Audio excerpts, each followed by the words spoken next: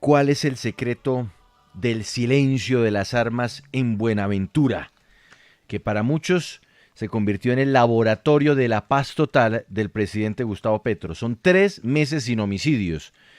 Haga memoria, Andrea, ¿esto hace Mm, cuánto no se vivía en esa zona portuaria del país, en esa ciudad puerto, la más importante de Colombia, pero también la más violenta del Pues es país? que calculemos el nivel de violencia que hay en este puerto de Buenaventura, que nos toca es contar al revés, pero también hay que celebrarlo cuando esto ocurre en medio de una situación tan difícil y es un avance que hay que resaltar.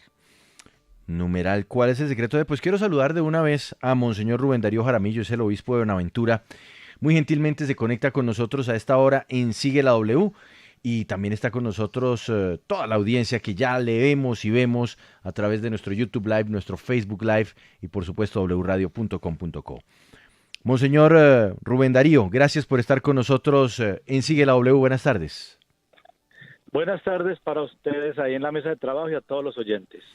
Bueno, Su Eminencia, queremos entender cuál es el secreto de lo que está pasando en Buenaventura, pero arranco con la pregunta que recién le hice a Andrea.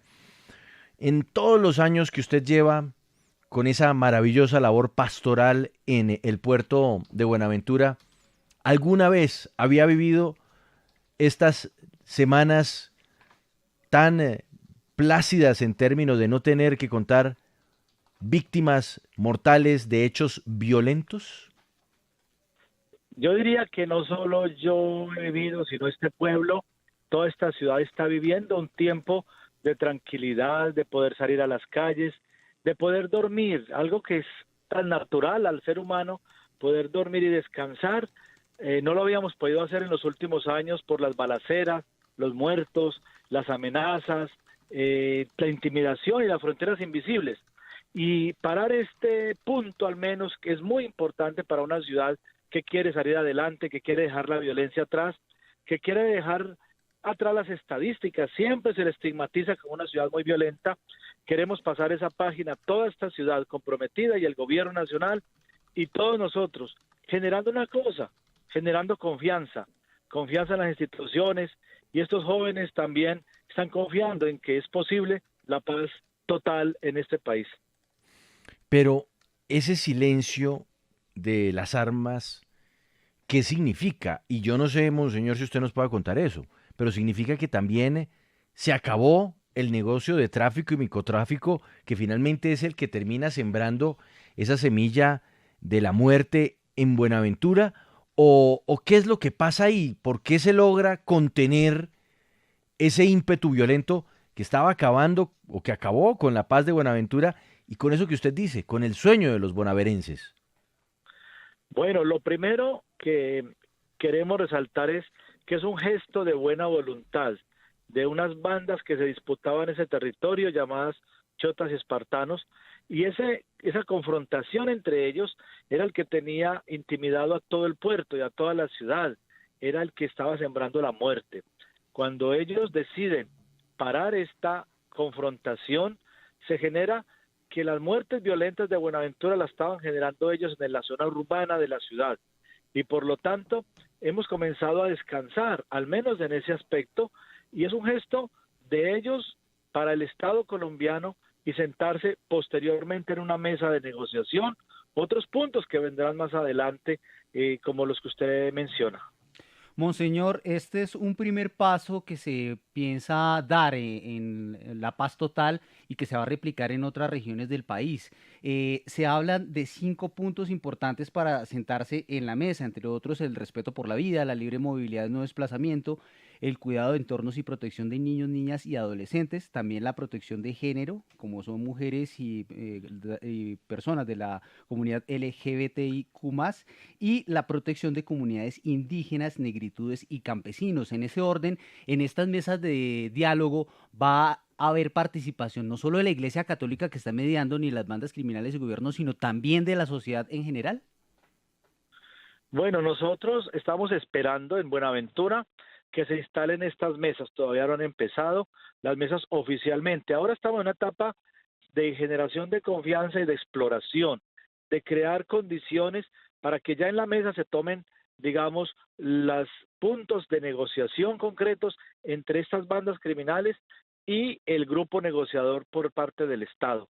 Esperamos que esto salga adelante. Son muchos los puntos que habría que dialogar en esos espacios, pero tenemos fe. Lo más importante es que tenemos esperanza.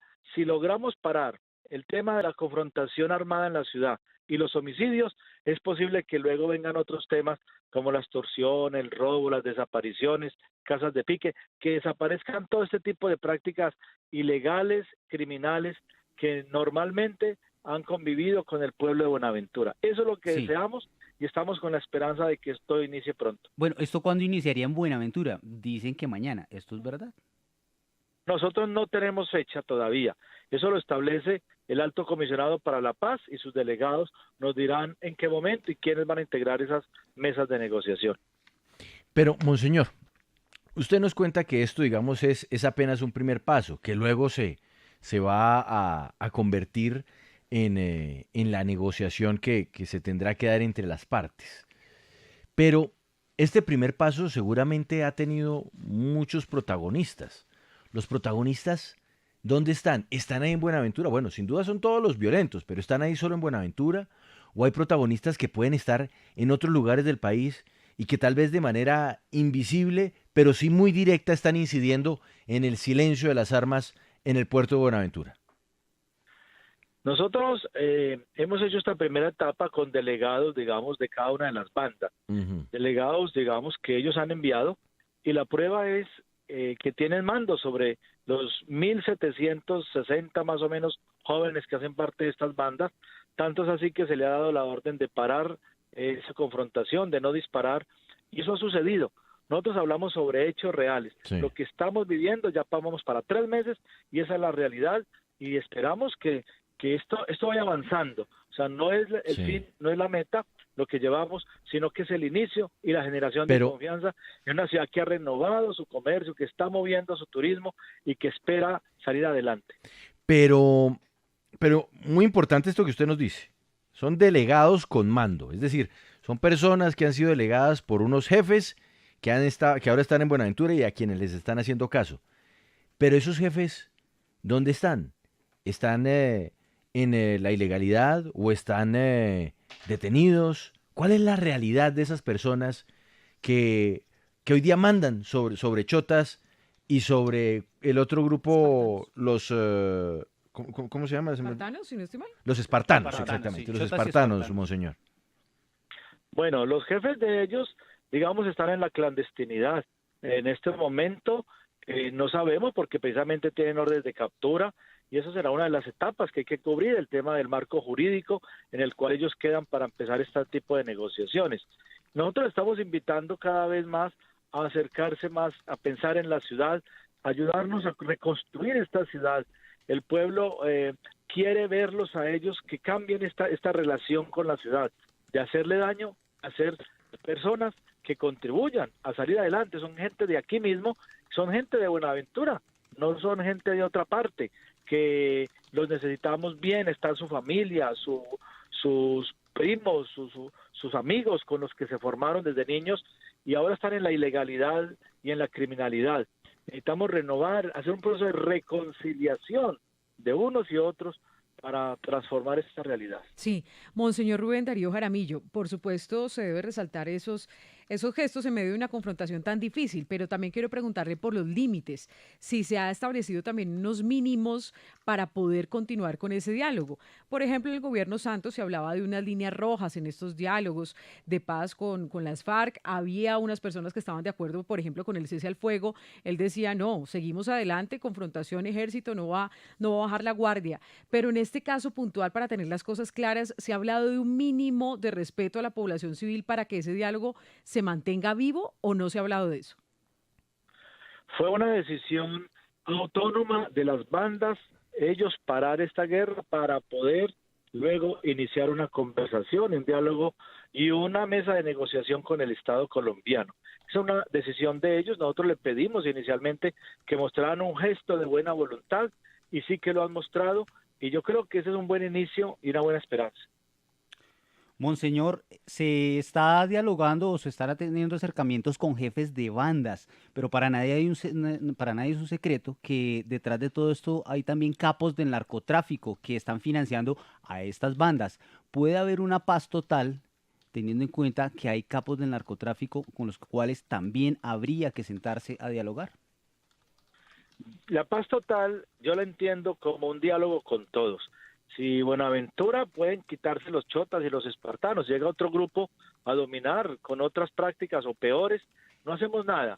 Yo creo que la confianza que tenemos en que hay que dialogar con todos los grupos al margen de la ley y todos pasarlos a la legalidad.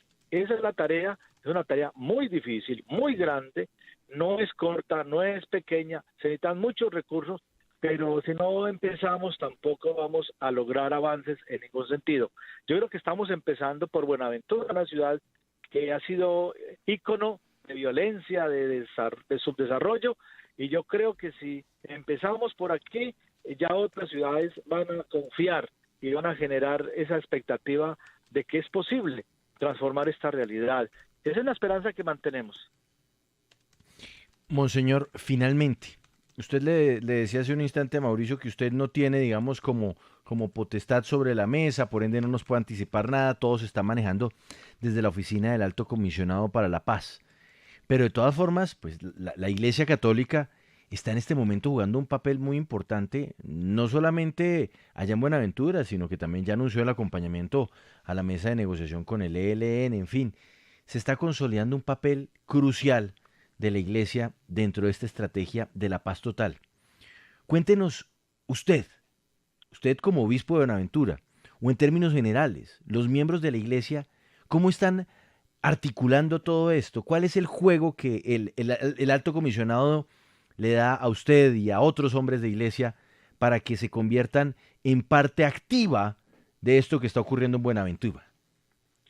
Nosotros como iglesia hemos reflexionado, nos hemos reunido para pensar cuál es nuestro papel, cuál es nuestra misión en este momento histórico, que además el Papa ha pedido que acompañemos todo este proceso.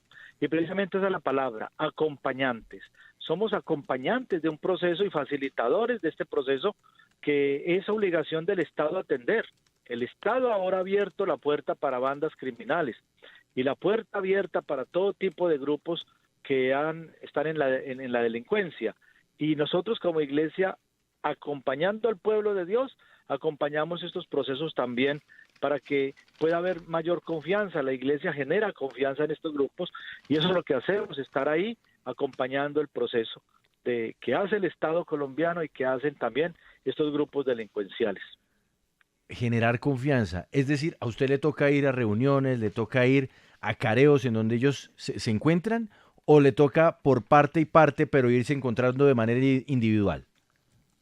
El proceso es dinámico, siempre nos tenemos que encontrar con estos grupos, con las cabecillas, ellos confían en que la iglesia no está buscando ni un bien económico, ni un bien político, no estamos buscando ningún interés, sino el de la paz y crear condiciones para que se acaben las causas. Los jóvenes nos han pedido que ayudemos para que se trabaje en esos barrios de esteros, de bajamar, donde no hay canchas para construir, reconstruir esos lugares, llevar puestos de salud, mejorar las escuelas, ayudar para que en Buenaventura haya agua potable 24 horas.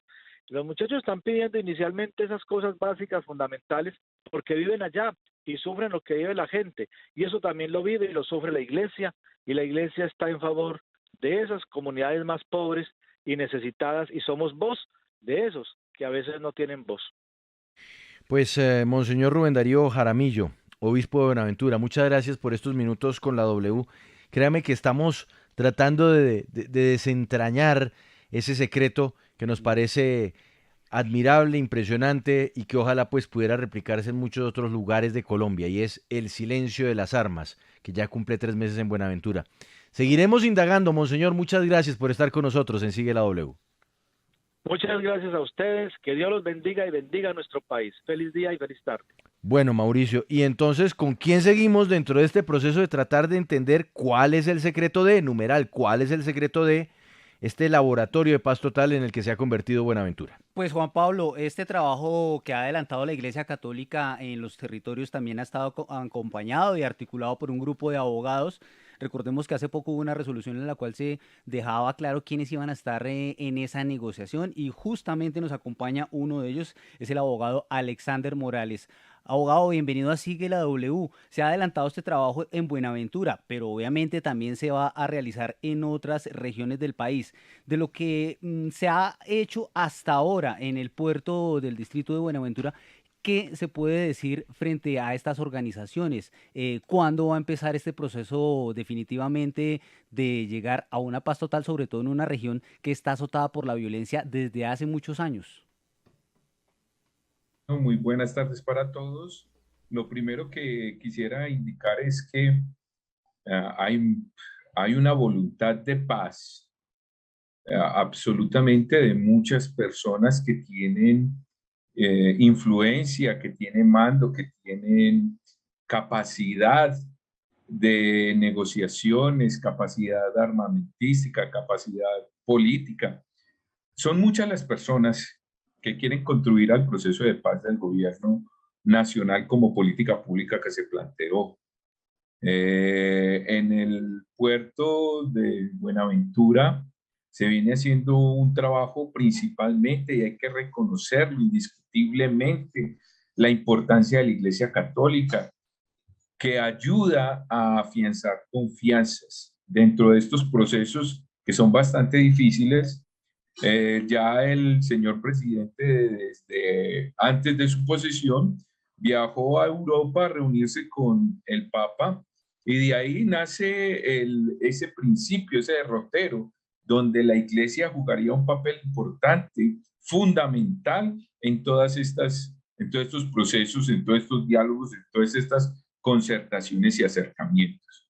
Y ahí en Buenaventura vemos la mano de Dios, la mano de la Iglesia Católica, donde extiende, entiende también esas dinámicas y ayudan a facilitar estos procesos que se vienen realizando.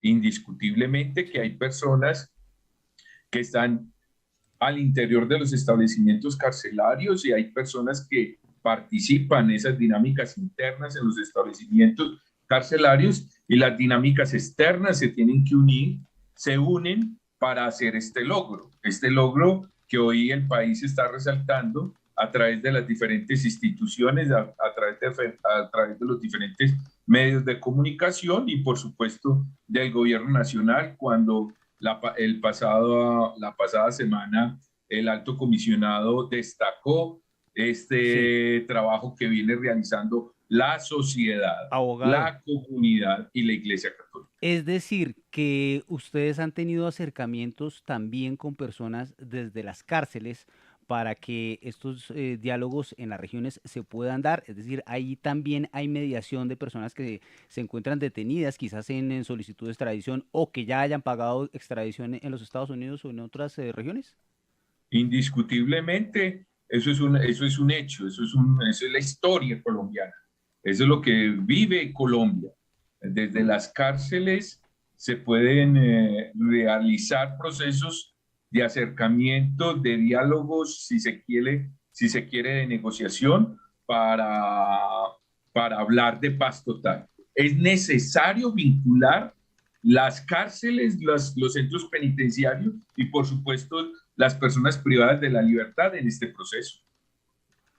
Ahora, abogado, hablemos de el marco en el cual se dan estas negociaciones. ¿Por qué? Porque sin duda, pues alcanzar esto que podríamos entonces llamar la tregua que hay en Buenaventura, es un hecho importante. Pero cuando vamos a la génesis del problema, que es pues el narcotráfico, zonas de control del narcotráfico, cuando hablamos de que aquí podemos estar pensando en rutas, pero también en otros socios que pueden estar trabajando en la ilegalidad de la mano de estos grupos delincuenciales, pues el asunto se hace mucho más complejo. La negociación buscaría que estas personas dejen el narcotráfico, porque si es así, pues inmediatamente llegarán otros, ¿no? Usted mejor que nosotros sabe cómo operan este tipo de organizaciones delincuenciales, ¿no? Es que cuando una pierde a su cabeza y a su grupo de control, pues llega otra a asumir lo mismo. ¿Eso cómo se está viendo desde la perspectiva de la negociación? En este momento no hay ninguna clase de negociación, Ujú. solamente se han presentado acercamientos y conversaciones con personas que pueden tener el manejo o pueden influir en esta clase de proceso. Eso es lo primero que tenemos Ok, que dejar claro. Son solamente acercamientos y conversaciones en el marco de la ley 418 reformada por la ley 2272 de este año, entre los cuales su articulado permite empezar a hacer acercamientos a través de una política pública de paz total con estas personas que son factores reales de poder en los territorios y que pueden llegar a influir en la paz total. El gobierno nacional, a través de su presidente, en meses pasados, indicó que cualquier narcotraficante que no negocie con el Estado, será extraditado.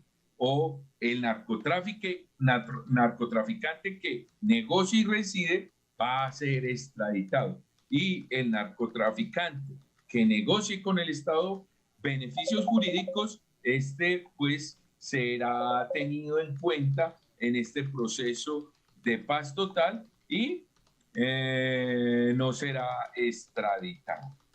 Es decir, que en ese orden de ideas, eh, uno de los requisitos o de las peticiones es la no extradición para lograr estos acuerdos de paz, No. ¿no? Las personas privadas de la libertad con petición de extradición lo que están solicitando primeramente, en Sí. principio, como en todo momento se ha pedido durante este año, antes de la posesión del presidente y después de la posesión del presidente, es que se valore, se reevalúe los tratados de extradición, porque el tratado de extradición se ha convertido en Colombia en un objeto de impunidad. Sí. Cuando se traslada a los colombianos, esta extradición se utiliza como un método represivo político, Sí. no jurídico. Aquí no podemos discutir ninguna garantías al debido proceso, al principio de presunción de inocencia. No existe ninguna discusión garantista en nuestro Estado Social de Derecho, que se consagra como Estado Social garantista de derechos fundamentales. Sí. Ellos no piden no ser extraditados, sino que la extradición sea un instrumento jurídico para combatir los delitos y no como se viene impartiendo, Sí. que ha sido un instrumento de represión política donde se extradita la Ok. verdad, la justicia y en perjuicio de la víctima y la sociedad colombiana. Ok, abogado, usted dice que se están en diálogos exploratorios. Sin embargo, una fuente muy cercana a este proceso me dijo que había escepticismo porque el gobierno estaba centrado más en los diálogos con el ELN que no con las bandas criminales. ¿Cuál es la realidad en este momento? La sociedad colombiana, la comunidad, como lo vemos en Buenaventura y en otras regiones del país, se están expresando, llamando la atención al gobierno nacional, al alto comisionado de paz, para que no solamente tenga en cuenta que es muy importante las negociaciones con el ELN, sino que también se tenga en cuenta las conversaciones y los términos de acogimiento que se deben realizar con los otros factores reales de poder. Es cierto que en este momento la opinión pública, los medios de comunicación se están centrando en el tema del ELN y la primera línea, pero hay elementos y hay herramientas para seguir avanzando con otros factores reales de poder. En este momento podríamos decir que el alto comisionado la semana pasada le prestó mucha atención al problema que se está viviendo en el sur del occidente del país. Y créame, en esa región, las personas que están privadas de la libertad con orden de extradición, principalmente, por ejemplo, tenemos los exintegrantes de la paz, firmantes de los acuerdos de la paz, han mostrado gestos, han hecho gestos realmente realmente humanitarios que han dignificado la sociedad de esas regiones del sur del país, Nariño. En esas regiones se han entregado y se han localizado georreferenciación de minas antipersonales, fosas comunes, y la JEP incluso lo ha resaltado en esa situación. Y en este momento lo que ellos dicen, bueno, nosotros seguimos contribuyendo al proceso de paz, estamos contribuyendo a que la paz total sea una realidad, pero entonces ténganos en cuenta ese pedido de extradición, no para que se cometa impunidad, sino para que se reevalúe y mostremos un gesto sensato para construir realmente y afianzar confianzas entre el gobierno y estas personas que han delinquido Sí. o que han cometido errores. Abogado Alexander Morales, quien hace parte de todo este proceso que se está adelantando de diálogos con bandas criminales en el país. Gracias por estar en Sigue la W. Muchísimas gracias a usted y a todos los oyentes.